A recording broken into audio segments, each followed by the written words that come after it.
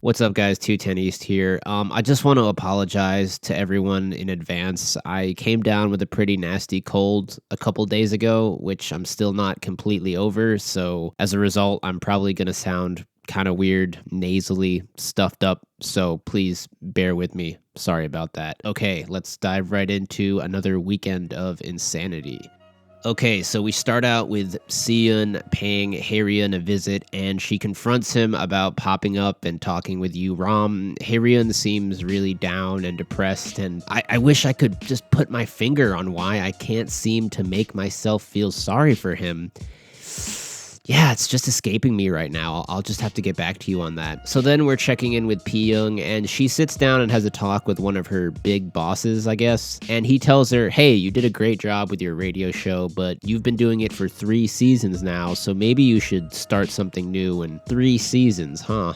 Nice little reference there. Anyways, she's told to take a year off and work on something new. This seems riddled with metaphorical references to her character arc. So anyways, afterwards, her and the girls talk about what happened and how it's messed up. And after this, the topic of conversation moves to Dongma, and Haeryeon tells the other two about him and how she's run into him a bunch of times and how she had lunch with him or whatever. And Pyoung is definitely on alert. Obviously, she doesn't want to reveal to Haeryeon yet that she's involved with Dongma, and Haeryeon is just hypothetically talking about if she went after Dongma, but we already know if she does, she's just gonna take another L because, yeah, that battle's already lost, just like the one with Mr. So. Okay, next we go to Seon and the fam, and she drops the bomb on the kids that Mr. So has asked her to marry him. Hyungi is all for it, as she has been the whole time, but Ram, of course, is more hesitant. He says it doesn't seem right, and we knew this was coming, guys.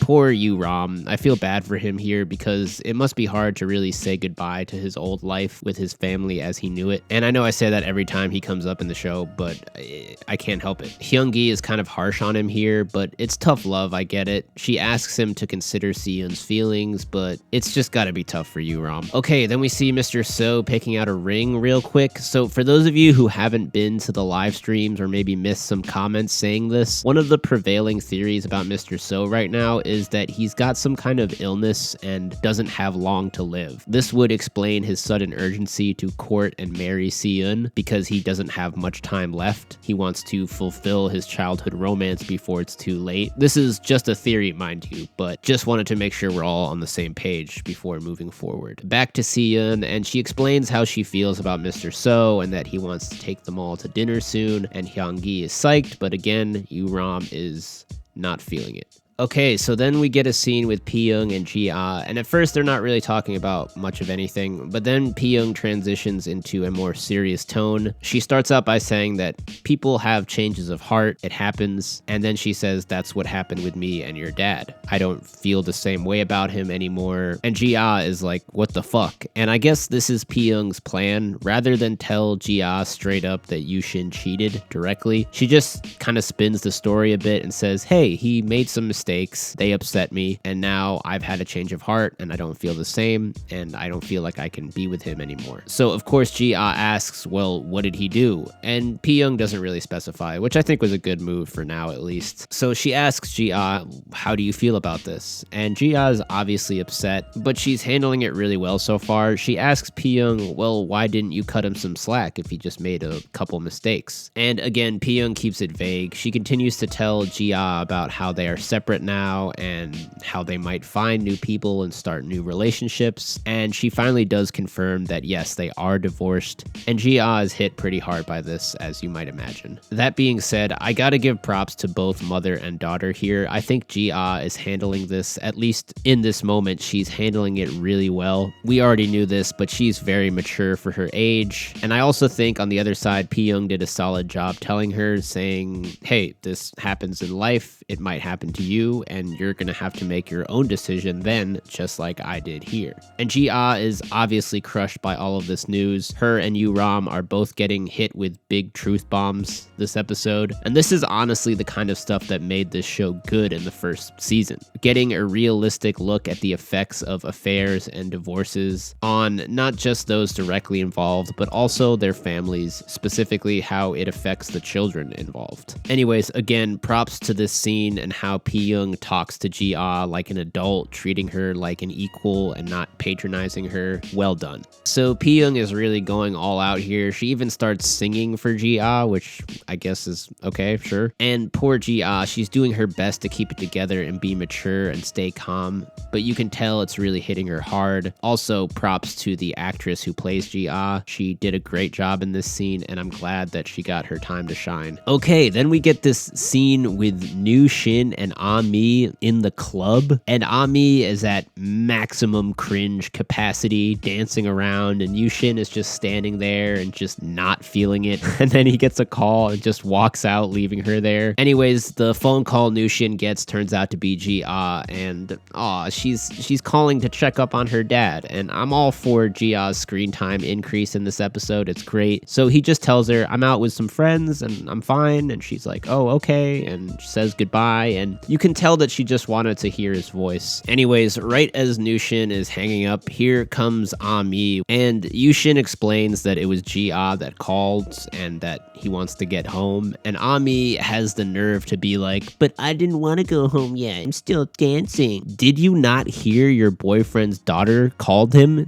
Do you not get he's concerned about her? Did you not get that before this even happened, he was looking dead inside and obviously wasn't into going to a club, which they are both way too old to be going to anyways, with your I'll be right here looking ass. Anyways, then we get a scene with Mr. So and Si-eun. They are talking on a bench, but they are also in fact being watched from above by Hyungi and Yu-ram. And Hyungi's like, don't they make a great couple? And Yu-ram's just like, fuck this shit, dog, I'm out of here, and he walks away. And I'm just loving the emphasis on the kids' point of view this episode. It is sorely needed. So they talk a little bit more after this, and Yu-ram is like, hey, we're all that dad has, we can't just abandon him. And Hyungi's like, hey, that's tough titties for him, he abandoned us first, get over it. And I can see both sides of this, but again, I do feel bad for you. I know I keep saying this, for Yu-ram. And when you think about it, he's actually a lot more like his mom than Hyungi is. Very forgiving, very considerate. So then we cut to Hae-ryun himself, and great news, guys. He's cured, he's all better, and has recovered fully, as if I fucking care. Then we see him go shopping, and he sees a dress that he wants to get Si-eun, I guess, and buys it and says it's for his wife. Ugh, no. The timing of Hae-ryun's Take Me Back campaign with Yu-ram's difficulty moving on and accepting the divorce is definitely not ideal, guys. Okay, then we get a scene with Dong-ma and Pi-young talking on the phone. He's still in Germany, of course, and yeah, all of you Dong-ma, Pi-young supporters, there you go. This is what you wanted, right? And he tells her to cheer him up by screaming for him over the phone. Wow, so cute, guys. Also, shout out to all the German viewers out there. Dong-ma also tells Pi-young, Ich liebe dich, which I guess means I love you. Also, sorry for the pronunciation. I know that was probably god-awful. I mean, of course, you guys know I'm still not a fan of this romance, this relationship, but I will say Pi-young does look genuinely happy here. So, I mean, I can't argue that her being happy isn't a good thing. So carry on. Okay, so then we get a scene that I think a lot of us have been waiting for, a Yu-ram and Ji-ah being together and talking scene. So they sit down together at school, and Yu-ram asks Ji-ah about Mr. So. And he also tells her his mom is marrying him, and Ji-ah basically has the same advice as everyone else, which is, hey, you shouldn't get in the way of your mom's happiness. And Ji-ah is such a little mini adult. She's all sipping her drink at cool moments before she answers questions. Look, I know Yu-ram will probably come around eventually, and I'm not disagreeing with what everyone is saying to him, but it does kind of suck that it seems like all he's hearing from everyone is get over it. Okay, so then we get a Hae-ryung and Sahyun's parents scene, and oh my god, these fucking people piss me off to no end. Look at these flip-flopping old codgers. 1 minute Hae-ryung's the worst thing to ever happen to the planet Earth, and she's awful, but now that Song-won's dead and they need somebody to babysit and take care of the baby, now they want to come back all smiles and Hallmark cards. The dad even says Song-won and Sahyun were never meant to be. She was too old for him. Wow, you're just gonna throw Song-won under the bus like that? I thought you were all in on Song-won. What happened to all of that shit? Look, say what you want about Hae-ryung. Maybe you're not a fan, maybe you hate her. I'm not asking you to feel sorry for her here, but come on guys, can we not agree these parents have some fucking nerve? So Hae-ryung pretty much shuts this down, saying, I don't have any feelings left for Sahyun. I'm only here now because I feel for the baby. So she leaves, and on the way out, she sees Sahyun, and they just straight up walk past each other, and he doesn't even say anything to her, not even a hello, and okay, whatever. Okay, so then we cut to Ami and Nu Shin, and Ami is wondering, hey, when are you gonna tell Ji-ah about me? And Nu Shin is like, yeah, eventually. Ami sees this as a sign that he's maybe not serious about her anymore, which, oh my god, I really hope that he isn't. Anyways, of course, who happens to be there too but Hyung-gi, Yu-ram, and Ji-ah, the all-star kids squad, and they're all there at the bookstore too. So Yu-ram spots Nu Shin and points him out, and are we finally gonna get the Ami Ji-ah meeting? So Ji-ah sees Ami and just immediately locks in on her with this crazy intensity, and she is so much like her mom. She's about to unlock that Sharingan, guys, I swear. Anyways, Nu Shin steps away to take a phone call, because I mean, it's gotta be hard to be around Ami for long stretches of time. And Ji-ah doesn't even say a word. She just starts walking right towards Ami, and yes, let's fucking go. See, Hyung-gi, this is how it's done, you fucking wuss. No, I'm just kidding. I'm just kidding. All jokes aside, I do love how Hyung-gi and Yu-ram go after her, like backing her up.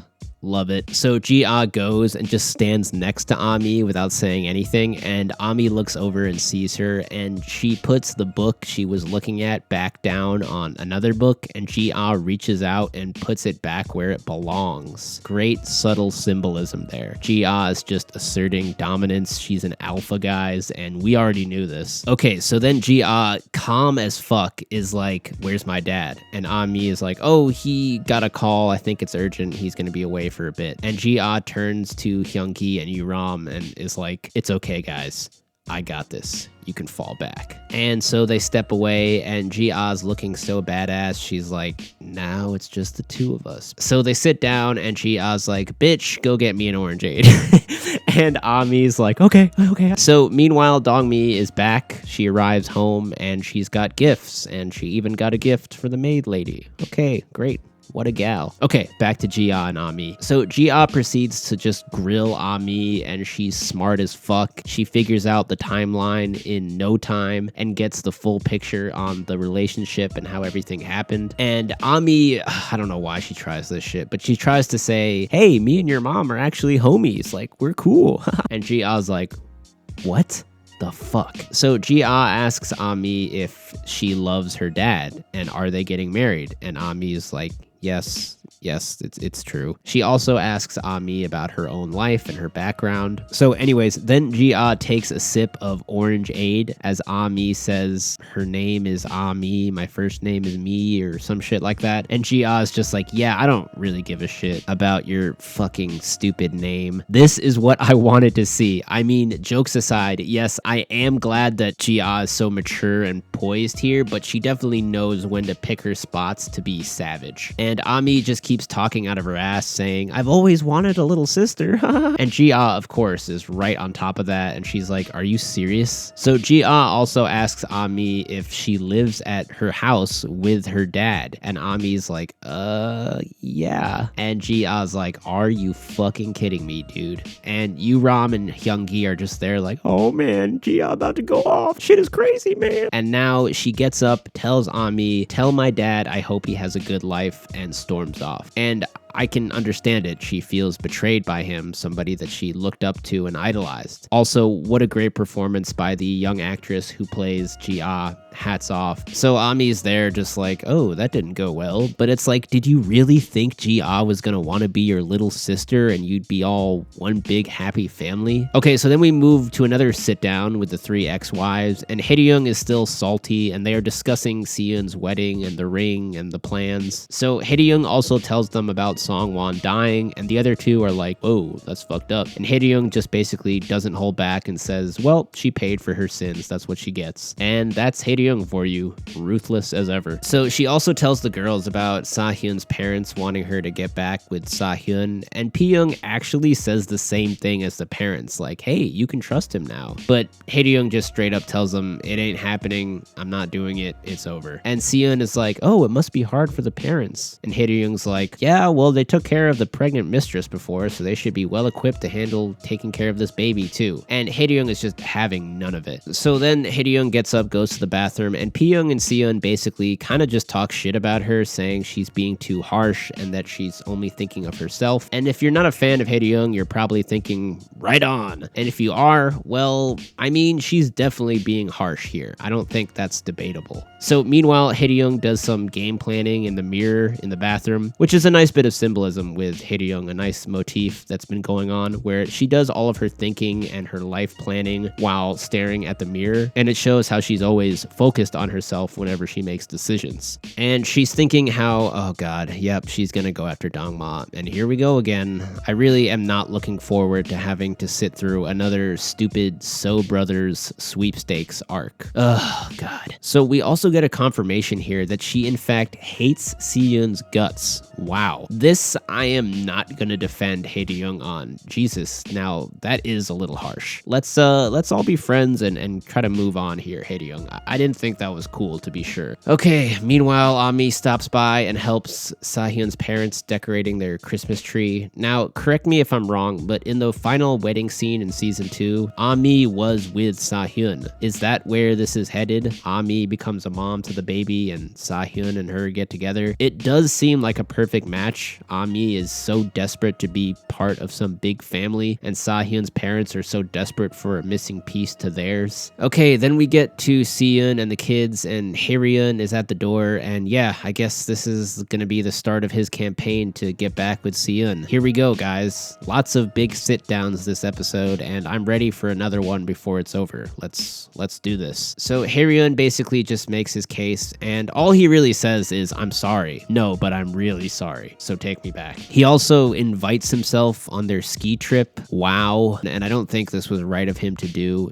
especially in front of the kids. It's just gonna confuse them. And by them, I mean Ram even more. It's just not a good move when everyone's trying to move on. So finally, Siyun shuts it down and she's like, let's just go out, me and you, to talk. And so they leave, and Hyung-gi decides to go after them, leaving Ram at home. So they go somewhere to get tea, and Hyung-gi sneaks in and sits at a table nearby. Meanwhile, Ram sees that Mr. So is calling Siyun's phone. So Hae-ryun tries to talk to Siyun like they're still married and stuff, and then Siyun just drops the bomb on him and says, dude, I'm getting married. And this obviously rocks Hae-ryun. He starts asking questions, but Siyun keeps it brief, saying, hey, you really don't get to ask about all of this. I'm just telling you as a courtesy. And yeah, sorry, dude, you're way too late. So that's the end of that sit down. Siyun just leaves, and Hyung-gi, who was there watching the whole time from another table, follows her dad outside, and you can tell she's having a bit of a moment here. She obviously still hasn't forgiven her dad completely, or is anywhere near that, but I think she is feeling a bit for him here. She can see how crushed he is and how pathetic he's become, and he is her father after all. And this is something she probably already felt deep down but was suppressing and trying to ignore. Something Ram, by the way, was much more in touch with than her. And I think she kind of realized that here, and the finality of the death of her old family life. Okay, so then we see Hae-ryung, who's cosplaying as the pink ice climber from Super Smash Bros. And she runs into Sa-hyun's mom outside their house and is convinced to come upstairs. So she goes in to check on Bada and shakes a little rattle at him or whatever. And all of a sudden, this ominous music starts playing. And then Hae-ryung looks over and oh my fucking god, there she is. It's Song-won. And Hae-ryung looks horrified, and that's that's the end of the episode. Now, I know, guys, I know. More ghosts? Are you serious? And maybe that is the case here. Maybe this is confirmation of Ghost Juan. But as a ray of hope, I will say at least she doesn't have that glow around her and that opaqueness that Dr. Shin had. Meaning, maybe this is just a vision Hae-ryung is having and not an actual ghost form appearing. I really hope that's the case. And with that being said, let's just move right on into episode 8.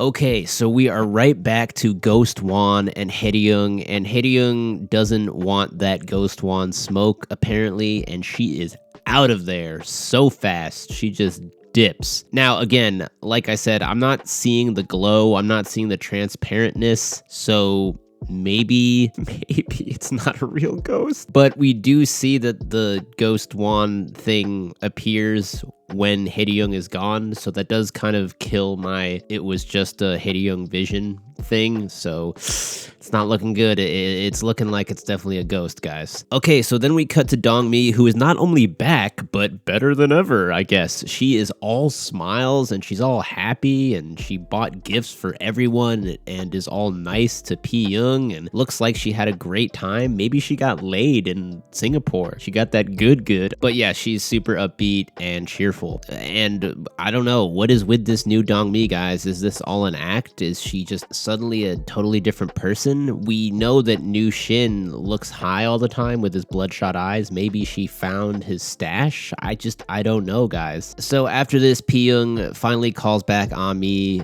who had called her before. Ami then tells her about Ji-ah and them meeting, which I guess Ji-ah didn't even mention to Pi-young. So Ami tells Pi-young all about what happened, and she says, Ji-ah, unlike her age, is pretty mature. And yeah, Ami, just like unlike your age, you're pretty immature. Okay, so then this new Dong-mi is just continuing to baffle everyone. She greets Ami and Yu Shin, and she got them gifts too. She even got Ami flowers and a new scarf, and yeah, this is really weird, but I kind of love it. She's just killing them with kindness. She's on a whole different vibe. So then we cut to Sa-hyun, and he's just, doing what he's been doing and moping around, sitting there in the living room all by himself, and then, yep, 100% confirmation, guys. I know a lot of you are like probably groaning right now, but yep, it's here. Ghost Juan, 100% confirmed. She's there. She's transparent. She's got the glow. It's real. We have not escaped the ghosts, guys. The ghosts are back. We are not done with them. So she sits down next to him and he's saying, I miss you. I miss you so much. And she's all sad and like, oh man. So then the mom comes in and they talk, and the mom mentions Ami stopping by. More on that later, I'm sure. And then the dad comes in too, and Ghost Juan is just sitting there looking at them. Then she just like dissipates. She's obviously just beginning to master all of the ghost jutsu, just like Dr. Shin did. As we know, these ghosts have many different abilities that they can do. Okay, then a quick talk with Pi-young and Ji-ah. Pi-young asks Ji-ah about the Ami incident. Ji-ah is obviously pissed and doesn't even like that Pi-young is calling Ami by her name, and Ji-ah clearly needs time to process all of this. She's been through a lot, and yeah, she's just gonna need some time alone to think it over. Then we get a rare adulterer crossover meeting of the minds with New Shin and Hae-ryung. They sit down to talk. So they catch each other up on what's been going on in their lives. And it's actually cool to hear them talk about their own situations and how they feel about it. Hae-ryung asks New Shin if he's getting married, and New Shin is like, well, I didn't want a divorce in the first place. I guess I should remarry. Wow, could he be any less excited about that? He's just like, yeah,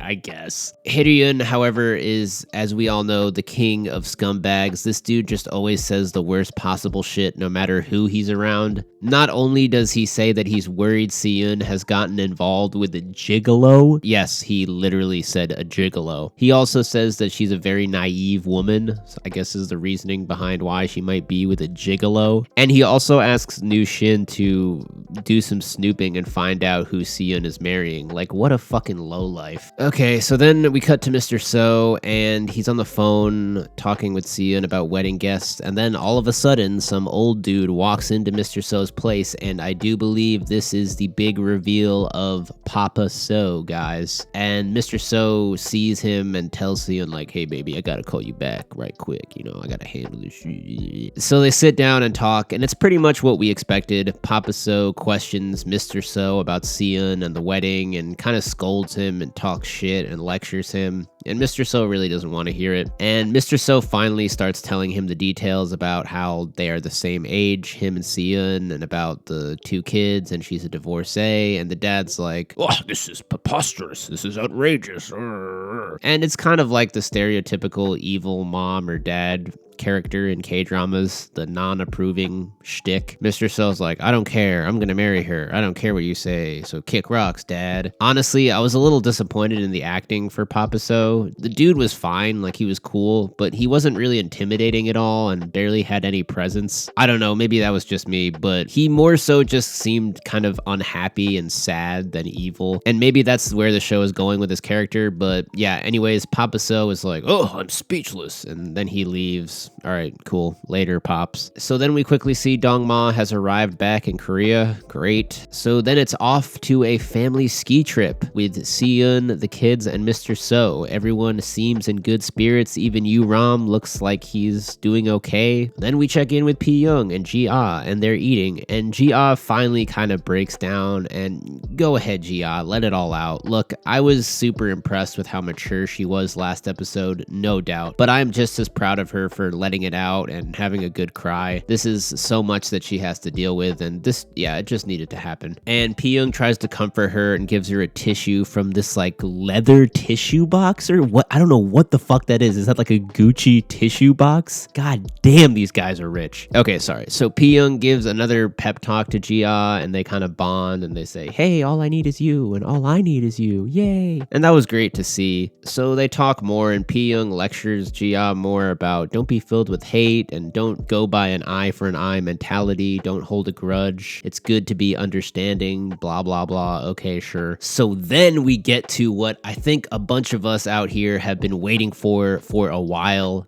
Ami, Hae-ryung, one-on-one. No other main characters getting in the way. Just them. Mano y mano. And Ami notices Hae-ryung sitting next to her. They're both at this like cafe pastry shop place. So they both see each other, and Hae-ryung doesn't really care, and Ami thinks to herself, she's so annoying. Oh yeah, that's rich.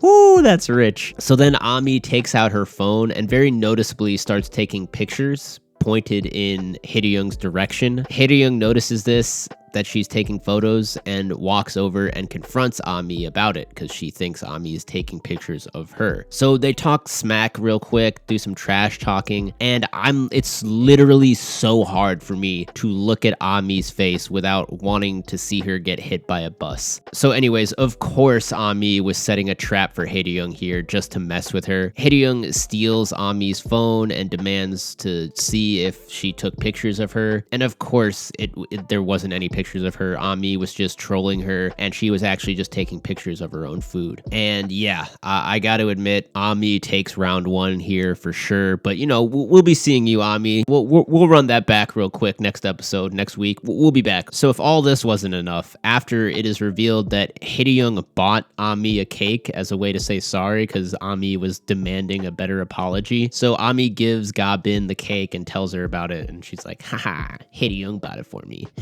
Oh my god, I fucking hate her so much. I don't think I've ever hated a character in a TV show or movie more than her. I'd have to like think back, but she's definitely making a case. That's cool though, that's cool. We'll take the L, you know. We'll see you next time. We'll see you next time. Okay, so then Yushin stops by to talk to Pyung about Ji-ah and seeing Hae-ryung and him asking about Seon. Okay, so then we check in on the ski trip. Yay, it's great. It's like the anime ski trip episode. Everyone's having fun. All right. Then we see Dongma and Papa So, and Papa So is telling Dongma about Mr. So, and honestly, this guy just seems like they just told this dude, hey, we need you to be the evil, disapproving dad character. And he was like, oh, really? I just want to take a nap. Okay, meanwhile, they're having a snowball fight on the ski trip.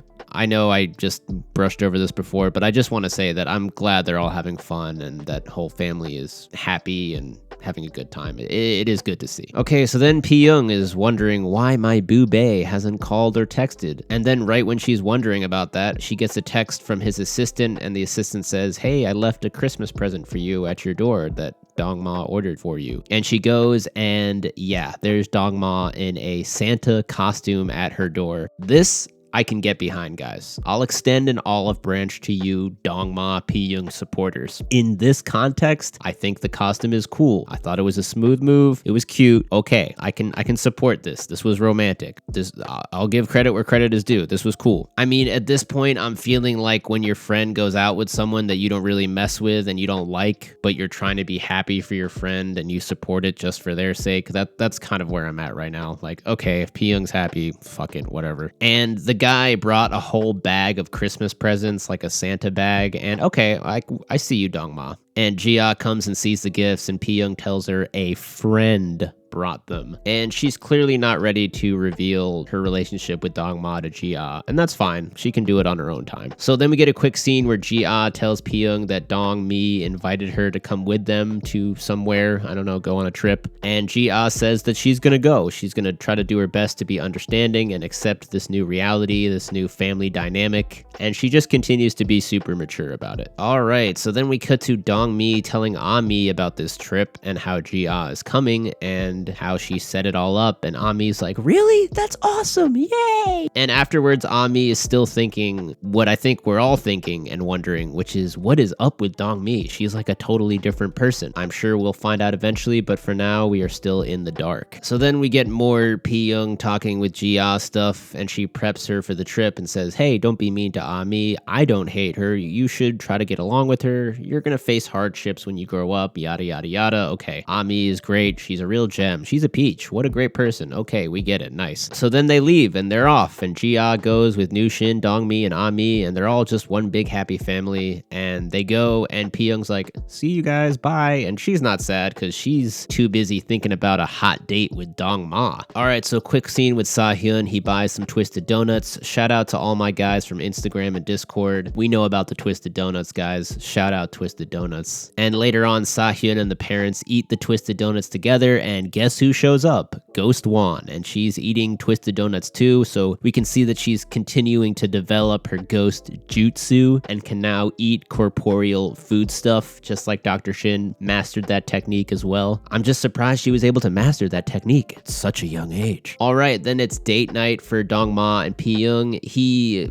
pulls up in this car and then lets her drive the car. A lot of people were pointing this out about the comparison with Dongma and Nushin, and how Yushin always had to be in control and Dongma's fine letting P-young be more independent and taking control. Sure, okay. They also stop by a jewelry store and he buys her a ring and a necklace. This guy is just stunting right now, flexing everywhere. And P-young isn't quite ready for the ring, it seems, but she's still blown away. Dongma is really stepping his shit up right now. So they eat dinner and Dongma is still very forward, wanting to move ahead with the wedding. And again, P-young still seems a little hesitant, not with the whole concept, I don't think. I think she's on board, but just about the pace that they're going. Okay, so then we do get this quick scene with Ga Bin singing in a church choir at a church somewhere. Wow, Dongma messed her shit up so bad she found religion. Okay, next we get some more P-young, Dongma being lovey-dovey stuff. Nice, sexy calves. Great, okay. All you Dongma P-young supporters are loving this, I guess. They also kiss again. Nice close-up. Thanks for that. So then Dongma goes to drop off P-young at her place at the end of the date, and they're saying goodbye. She goes to close the door, and of course he reaches out his hand, stops the door from closing, barges into her apartment, and hugs her passionately. And yeah, I think we can assume pretty safely that Dongma smashed. He closed the deal. Safe to say he probably gave her his dong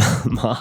Then we see Dong Mi at night. This is the final scene of the episode. She wakes up in the middle of the night and goes to the bathroom, but not before getting some scissors. I thought at first maybe she was gonna go try to kill Ami with scissors. I can wish, I can hope, guys, okay? But no, she heads straight to the bathroom and then starts cutting her hair. Wow, so crazy. She's nuts, guys. She cut her hair. I mean, yeah, this is kind of weird, I guess. So what is going on with Dong Mi? Did she just completely go psycho? Is this all a master plan she's concocted? Yeah, we'll just have to find out next week. Anyways, love you guys. That's all for me. I will see you next week. I'm out.